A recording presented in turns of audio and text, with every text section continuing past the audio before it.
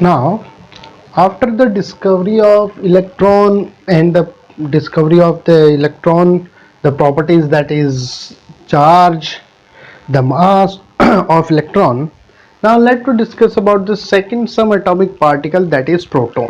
अब अपन सेकेंड सब atomic particle की बात करते हैं जो है प्रोटॉन. प्रोटॉन जो है ये डिस्कवर किया था 1886 के अंदर गोल्डस्टीन नाम के जो साइंटिस्ट थे, उन्होंने एक एक्सपेरिमेंट परफॉर्म किया था जिसके अंदर उन्होंने परफोर्टेड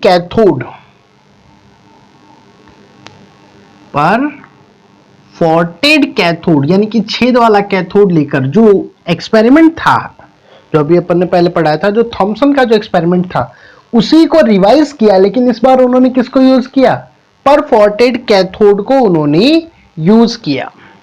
जब इन्होंने इस परफोर्टेड कैथोड को यूज करते हुए लो प्रेशर और हाई इलेक्ट्रिक फील्ड अप्लाई किया, तो उन्हें यहां पर एक न्यू टाइप की रेज उन्हें दिखाई दी थी. देखो, नॉर्मल जो अभी पहला जो अपन ने बात किया था उसमें कैथोड रेज वो तो मिली.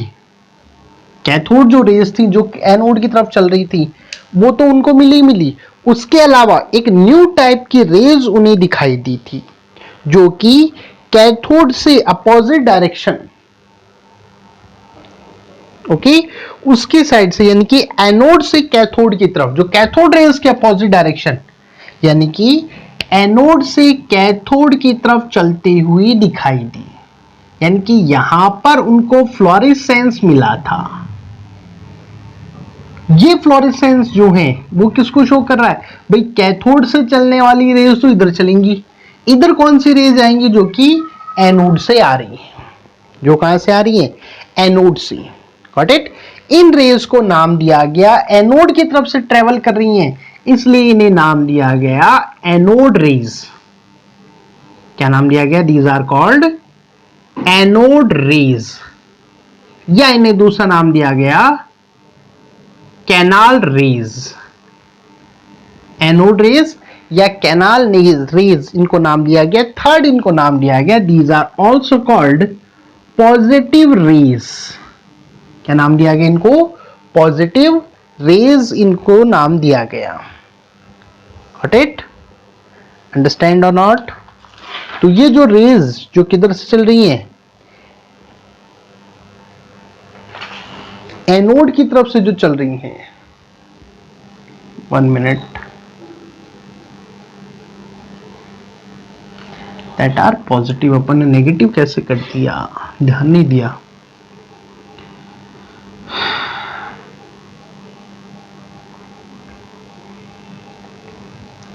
पॉजिटिव वाली साइड से चल रही हैं, they are travelling from positive terminal.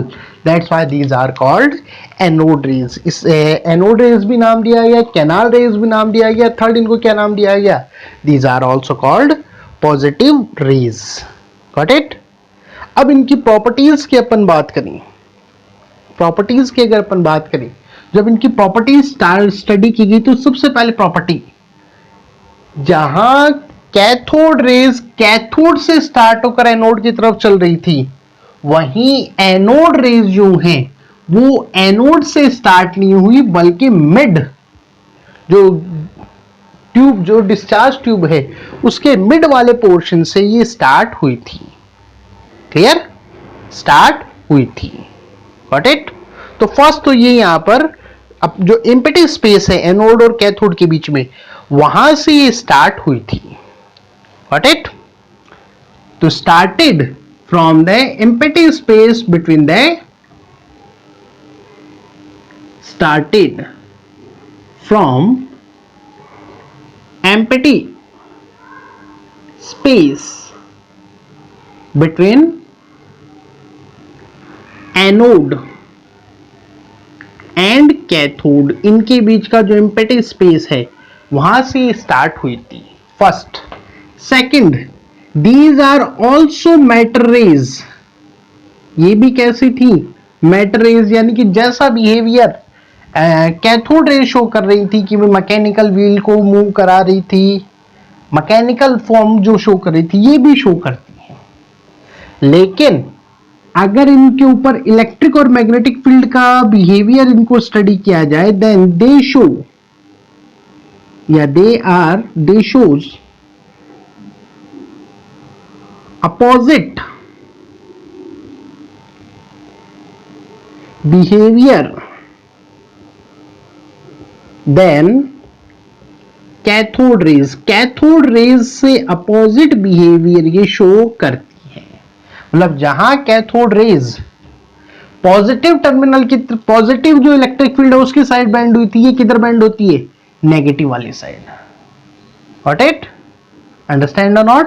तो ये उनसे अपोजिट बिहेवियर ये शो करती हैं। Got it? नेक्स्ट जो आता है, इनके लिए इन गैसेस जो ये जो हैं, इनके लिए मास जो है, इनका जो मास, अब मास कैसे पता करते हैं अपन? E/m रेशो से। इनके लिए जो E/m का रेशो है is depends on gas filled in discharge tube. जो डिस्चार्ज ट्यूब है, इस डिस्चार्ज ट्यूब में भरी हुई जो गैस है उसके ऊपर ये डिपेंड करता है। जहां कैथोड रेज का गैस फील्ड पे डिपेंड नहीं था, अलग अलग गैसेस लेने के बाद भी E/m का रेशो कैथोड रेज के लिए सेम आया था, लेकिन इनके लिए जब अपन अलग अलग गैसेस यहां पर लेते हैं तो उस केस में E/m का रेशो अलग अलग हमें ऑब्टेन होता है। यानी कि अपन बोल सकते हैं E/m रेशो या मास, क्योंकि E/m से क्या निकालते हैं अपन? मास ही निकालेंगे। तो मास जो है वो depends on the field gas. जो यहां पर गैस फील्ड होती है उसके ऊपर ये डिपेंड करता है। Got it? क्लियर? जब इनके लिए जो यहां पर ये जो गैसेस हैं, इनके लिए E/m का जो रेशियो यहां पे निकाला गया, जैसे हाइड्रोजन के लिए निकालें तो इनके लिए अलग अलग ये हमें ऑब्टेन हुआ था। Got it? क्लियर? फिर बाद में जब इनको स्टडी किया गया, जब इनके E/m का रेशियो और बाकी जो प्रॉपर्टीज जब इनकी स्टडी की गई, तब इनमें जो चार्ज जो फाइंड आउट हुआ, अभी यहां पर अपने इतना डिटेल में नहीं है तो सीधा ही मैं बोल देता हूं, इन पर जब चार्ज फाइंड आउट किया गया तो दैट वाज 1.602 इंटू 10⁻⁻19 कूलाम। इनके ऊपर भी कितना आया? 1.602 इंटू 10⁻19 कूलाम आया, जो कि सेम है इलेक्ट्रॉन के जैसा। इलेक्ट्रॉन पर भी इतना था, लेकिन that is opposite to the electron. Electron पर जहां अपन ये पॉजिटिव नेचर का मानते हैं, यहां सॉरी नेगेटिव नेचर का मानते हैं, यहां पर कैसा माना जाता है? वो पॉजिटिव नेचर का मानते हैं। कितना माना जाता है? पॉजिटिव नेचर का। Got it? इनके लिए जब E/m का रेशियो फाइंड आउट किया गया, जैसे हाइड्रोजन गैस फील्ड करते हुए इनके लिए जब E/m का रेशियो फाइंड आउट किया गया तो इनके लिए E/m का रेशियो आया था, दैट इज 9.58 इंटू 10⁻4 कूलाम पर किलोग्राम। ये यहां पर हमें ऑब्टेन हुआ। तो E/m का रेशियो ये, और E कितना मिला? चार्ज इतना। तो E डिवाइडेड बाय E/m से अपन क्या निकालते हैं? m। याद होगा, ये हो जाएगा। तो इनके थ्रू अपन इसका मास अपन आसानी से कैलकुलेट कर सकते हैं। Got it? तो वो कितना हो जाएगा? 1.6022, एक 2 और आता है, इंटू 10⁻⁻19 डिवाइड बाय 9.58 इंटू 10⁻4। जब इसको सॉल्व करते हैं तो इसका आंसर जो आता है वो आता है 1.67 इंटू 10⁻⁻27 किलोग्राम। तो यहां पर ये जो पार्टिकल हैं, जिसको अपन ने क्या नाम दिया है? एनोड रेज, उसका मास कितना आता है? 1.67 इंटू 10⁻⁻27 किलोग्राम। और इन्हीं एनोड रेज के पार्टिकल को इन्हीं एनोड रेज के पार्टिकल को बाद में रदरफोर्ड जो है उन्होंने इनको नाम दिया था प्रोटॉन। क्या नाम दिया इनको? That are proton. प्रोटियस प्रोटॉन, हाइड्रोजन उसके पास एक ही होता है तो वहां से इसका नाम लिया गया है प्रोटॉन। तो इनको क्या नाम दिया गया? That are proton. अब अगर आपको याद हो अपन ने इलेक्ट्रॉन के लिए निकाला था तो इलेक्ट्रॉन का कितना था? 9.1 इंटू 10⁻³ किलोग्राम मास था। इनका कितना है? तो अगर मैं यहां पे रफली देखूं तो 10⁻⁴ का फर्क है। 10⁻⁴ आ गया ना। और इनका रेशियो अगर अपन निकाल लें तो कितना आ रहा है? लगभग चलो छोड़ो उसको, सीधा सीधा ये ध्यान रखना है, ये इन दोनों के बीच में 1/1800 का डिफरेंसेस यहां पर आता है। चलो ये भी अपने सिलेबस में एक बार बाद में बात करेंगे इसकी, जब अपन पूरा स्टडी करेंगे। इलेक्ट्रॉन, प्रोटॉन और न्यूट्रॉन तीनों का जब अपन कंपैरिजन करेंगे तो वहां पर अपन उसकी स्टडी करेंगे। Okay, clear? तो ये इस तरीके से किसको फाइंड आउट किया गया था? प्रोटॉन को। फिर आता है लास्ट जो सब एटॉमिक पार्टिकल अपने सिलेबस के अकॉर्डिंग, दैट इज न्यूट्रॉन।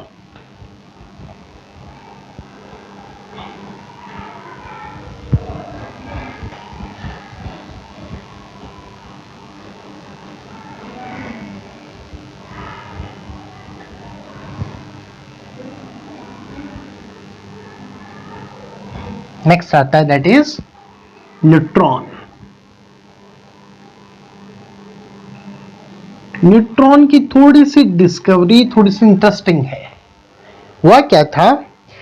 ये जब यहां पर स्टडी किया गया मॉलिक्यूल्स को, जो डिफरेंट काइंड ऑफ एलिमेंट्स हैं उनके एटम्स को जब स्टडी किया गया तो ये फाइंड आउट किया गया कि हाइड्रोजन के अलावा, हाइड्रोजन जो है उसके अलावा बाकी जितने भी एटम्स हैं उन सभी का एटॉमिक मास उनके प्रोटॉन के मास से ज्यादा है। पहले ये माना जाता था कि भाई एटम जो है उसके अंदर दो ही टाइप के पार्टिकल हैं, पॉजिटिव यानी कि प्रोटॉन, नेगेटिव यानी कि इलेक्ट्रॉन। और प्रोटॉन और इलेक्ट्रॉन के मास में बहुत ज्यादा डिफरेंस है, इसलिए इलेक्ट्रॉन को एक तरीके से नेग्लिजिबल मानते थे। तो मेनली जो मास का जो कंट्रीब्यूशन है वो किसका माना जाता था? प्रोटॉन का। ओके, लेकिन जब हाइड्रोजन के बाद और बाकी जो अदर एलिमेंट्स हैं उनके एटम्स को जब स्टडी किया गया तो ये चीज ऑब्जर्व हुई कि उनका जो मास है, उनका जो मास जो होता है वो उनके प्रोटॉन्स के मास यानी कि एटॉमिक नंबर से ज्यादा है। ओके, जैसे कि हीलियम की अपन बात करें, हीलियम का 2 प्रोटॉन्स होते हैं और जब उसका फाइंड आउट किया गया एटॉमिक मास तो वो मिला 3.9 के लगभग। तो जितना है उससे ज्यादा है, प्रोटॉन से ज्यादा हो गया ना। तो इस प्रॉब्लम को सॉल्व करने के लिए, इस प्रॉब्लम को सॉल्व करने के लिए एक न्यूट्रल एटम का कॉन्सेप्ट सोचा गया जिसका मास प्रोटॉन के इक्वल हो लेकिन चार्ज नहीं हो, क्योंकि अगर चार्ज अगर अपन ने काउंट कर लिया तो फिर इलेक्ट्रॉन प्रोटॉन बैलेंस नहीं हो पाएंगे।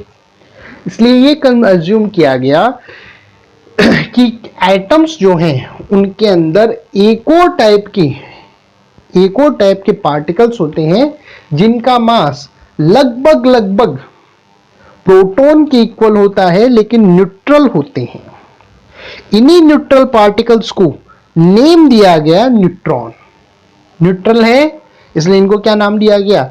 न्यूट्रॉन। और फिर बाद में जेम्स चैडविक नाम के जो साइंटिस्ट थे, जेम्स चैडविक नाम के जो साइंटिस्ट थे उन्होंने 1932 के अंदर जेम्स चैडविक नाम के जो साइंटिस्ट थे उन्होंने बाद में इनको फाइंड आउट किया था। Got it?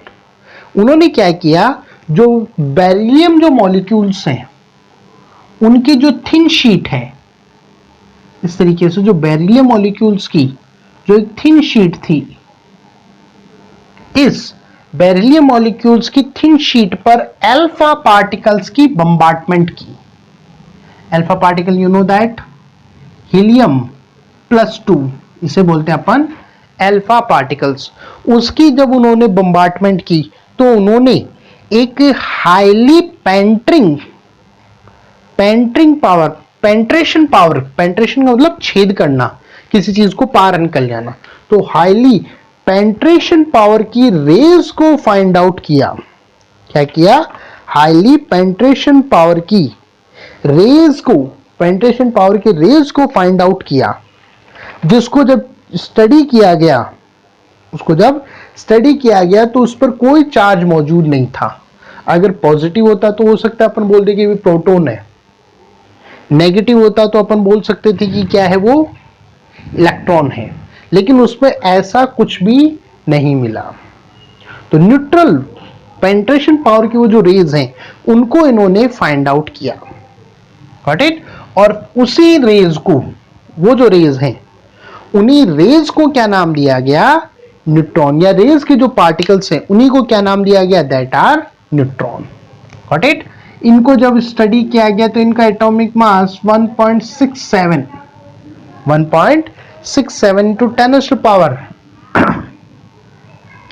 -27 किलोग्राम मिला, जो अप्रोक्सीमेटली लगभग जो है वो किसके इक्वल होता है? That is proton. तो इस तरीके से न्यूट्रॉन्स को फाइंड आउट किया गया। आज अपन बोल सकते हैं कोई भी जो एटम है उसके अंदर मेनली 3 सब एटॉमिक पार्टिकल्स होते हैं: electron negatively charge, proton positively charge and neutron that are neutral. तो ये 3 टाइप के पार्टिकल्स मौजूद होते हैं किसमें? हर एक एटम के अंदर, गॉट इट, अंडरस्टैंड। चलिए अब इसके बाद बात आती है एटॉमिक मॉडल्स।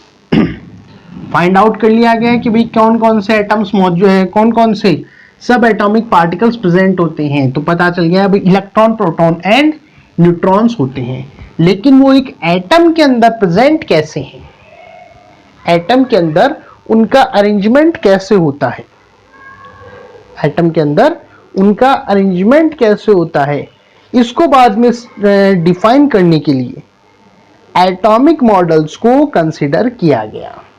क्या किया गया? एटॉमिक मॉडल्स को कंसीडर किया गया, या different type of atomic models दिए गए जो उनकी किसी भी एटम की स्ट्रक्चर को, किसी भी एटम की केमिकल प्रॉपर्टीज, जो उसकी फिजिकल प्रॉपर्टीज हैं उसको शो कर सके, जो उसमें इलेक्ट्रोमैग्नेटिक बिहेवियर, रेडिएशंस, उन सभी प्रॉपर्टीज को एक्सप्लेन किया जा सके। ओके, तो उसके लिए यहां पर डिफरेंट टाइप ऑफ जो particles and different type of atomic models दिए गए। अच्छा, उससे पहले अपने एक पॉइंट है उसको अपन फटाफट कंसिडर कर लेते हैं, क्योंकि अभी अपन ने, मैंने बोला था लेकिन अपन ने सीधा टॉपिक पूरा ही कर दिया। इलेक्ट्रॉन, प्रोटॉन और न्यूट्रॉन के बीच का कंपैरिजन, तो पहले उसी को कंप्लीट करते हैं अपन। Electron, proton and neutron, got it. सबसे पहले डिस्कवरी की अपन बात करें तो that is J Thomson, E Goldstein, sorry, and that is James Chadwick. सबसे पहला कंपैरिजन तो इनकी डिस्कवरी का है। सिंबल्स ले लिया अपन ने। चार्जेस की अपन बात करें, चार्जेस के ऊपर बात करें तो इनका ऊपर चार्ज माना जाता है 1.602 इंटू 10⁻⁻19 कूलम, गॉट इट। इसके ऊपर भी इतना ही है 1.602 इंटू 10⁻⁻19 कूलम, लेकिन दोनों अपोजिट हैं, इसलिए इलेक्ट्रॉन का लिया जाता है नेगेटिव के अंदर, इसका लेते हैं अपन पॉजिटिव के अंदर। Okay, neutron that is 0, clear. अब इस चार्ज को रिलेटिव चार्ज, एक दूसरे के कंपैरिजन में अपन कन्वर्ट करें तो जो सबसे छोटी वाली वैल्यू उससे डिवाइड कर दो, अब ये तो 0 है, उसको तो वैल्यू है नहीं, तो इनमें से किसी को भी डिवाइड करोगी तो इसमें इसी का डिवाइड करोगे तो आंसर कितना आ जाएगा -1, ये +1 and that is 0। Got it? तो इसका चार्ज माना जाता है -1, इलेक्ट्रॉन का, प्रोटॉन का मानते हैं +1 और इसका मानते हैं अपन 0। Got it? अब अपन मास की बात करें, मास कितना है, तो इलेक्ट्रॉन का अपन ने फाइंड आउट किया था, कितना होता है 9.1 इंटू 10⁻31 किलोग्राम। ओके, प्रोटॉन का जो है वो होता है 1.672 इंटू 10⁻27 किलोग्राम। इसका होता है 1.674 इंटू 10⁻27 किलोग्राम। तो ऑलमोस्ट दोनों का सेम होता है, थोड़ा सा फर्क है। अब इनका अगर रिलेटिव मास लिया जाए, रिलेटिव मास अपन ले, तो रिलेटिव मास के लिए क्या किया जाएगा, वही जैसे जैसे अपन ने उसमें किया था उससे डिवाइड करके निकालते हैं, तो निकालने पर ये आता है दैट इज 0.005, ये आता है 1.00727, जिसको ऑलमोस्ट 1 अपन मानते हैं, और ये आता है 1.00867, जिसको भी ऑलमोस्ट अपन क्या मानते हैं 1। तो ये आते हैं इनके रिलेटिव मासेस। अब इनका अप्रोक्सीमेट मास, अच्छा सॉरी, अप्रोक्सीमेट मास में अपन बात करेंगे, अप्रोक्स मास की अपन बात करें तो अप्रोक्सीमेट मास जो है उसको नेग्लिजिबल मानते हैं 0, इसको मानते हैं 1 और इसको अपन मानते हैं ऑलमोस्ट 1। ये थोड़ा सा ज्यादा हो जाता है इसके मुकाबले, ऑलमोस्ट 1। ओके, नेक्स्ट लोकेशन कहां है, तो इलेक्ट्रॉन्स जो हैं वो पाए जाते हैं, सॉरी प्रोटॉन और न्यूट्रॉन जो हैं ये पाए जाते हैं in the centre of nucleus या सेंटर ऑफ एटम, जिसको अपन बोलते हैं न्यूक्लियस, उसके अंदर। और ये कहां पाए जाते हैं, आउटसाइड द न्यूक्लियस, न्यूक्लियस के आउटसाइड। ओके, एक और कंपैरिजन अपन कर सकते हैं, इलेक्ट्रॉन्स जो है ये रिलेटेड होते हैं केमिकल प्रॉपर्टीज। किससे रिलेटेड है, केमिकल प्रॉपर्टीज, कितने केमिकल बॉन्ड बनाएगा, किस टाइप के बॉन्ड बनाएगा उससे। जबकि प्रोटॉन और न्यूट्रॉन्स जो हैं these are related with mainly physical properties. किसके साथ रिलेटेड होते हैं, ये फिजिकल प्रॉपर्टीज के साथ रिलेटेड होते हैं। Got it? So that are the main differences, these are the main differences between electron, proton and neutron. Got it? Clear? I think clear हो गया होगा। चलिए अब इसके बाद आते हैं एटॉमिक मॉडल्स। तो जिसमें सबसे पहला एटॉमिक मॉडल जो अपन बहुत बार पढ़ चुके हैं, 9th में भी अपन ने रीड आउट किया था और फिर 10th में भी अपन ने रीड आउट किया था, that is J Thompson plum pudding model. सबसे पहला जो मॉडल आता है that is Thomson's atomic model.